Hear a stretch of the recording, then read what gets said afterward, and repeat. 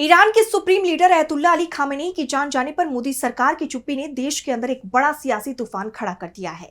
कांग्रेस के सीनियर नेता सोनिया गांधी ने इस मुद्दे पर एक लेख के जरिए सरकार पर हमला बोला है। उन्होंने पूछा कि आखिर पीएम मोदी इस मुद्दे पर मुंह क्यों नहीं खोल रहे, क्या ये चुप्पी मौन सहमति है।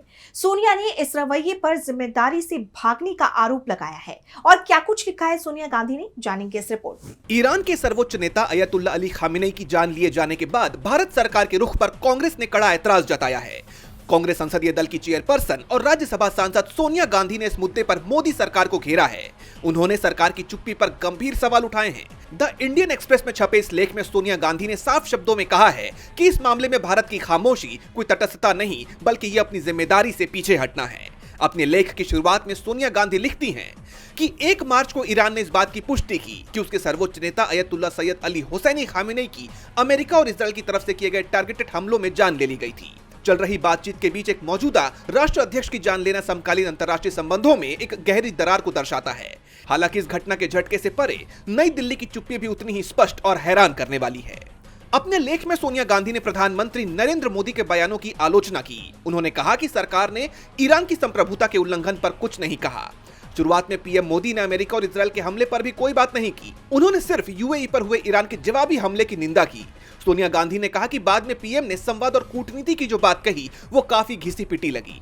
सोनिया गांधी ने इस घटना की टाइमिंग को लेकर भी चिंता जताई। उन्होंने आगे लिखा कि यह घटना पीएम मोदी के इजरायल दौरे से लौटने के मात्र 48 घंटे के अंदर हुई। वहां पीएम मोदी ने बेंजामिन नेतन्याहू की सरकार को अपना समर्थन दिया था।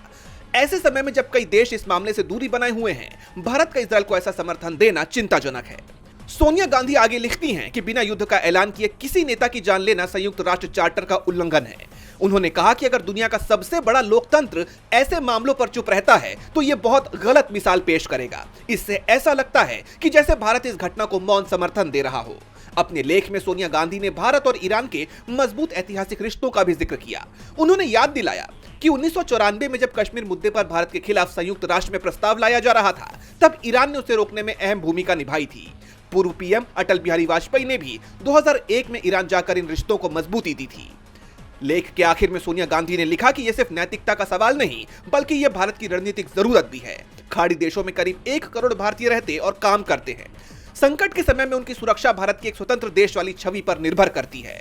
भारत हमेशा से वसुधैव कुटुंबकम की बात करता रहा है। इसका मतलब सिर्फ नारा देना नहीं है, बल्कि न्याय के साथ खड़ा होना है। अंतरराष्ट्रीय व्यवस्था के इस अहम मुद्दे पर संसद में पूरी पारदर्शिता के साथ चर्चा होनी चाहिए।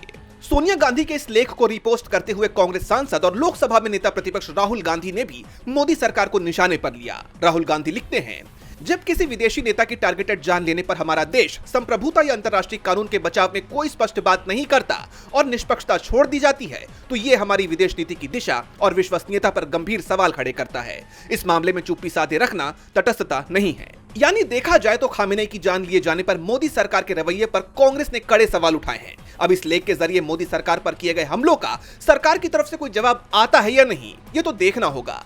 डीबी लाइव की रिपोर्ट।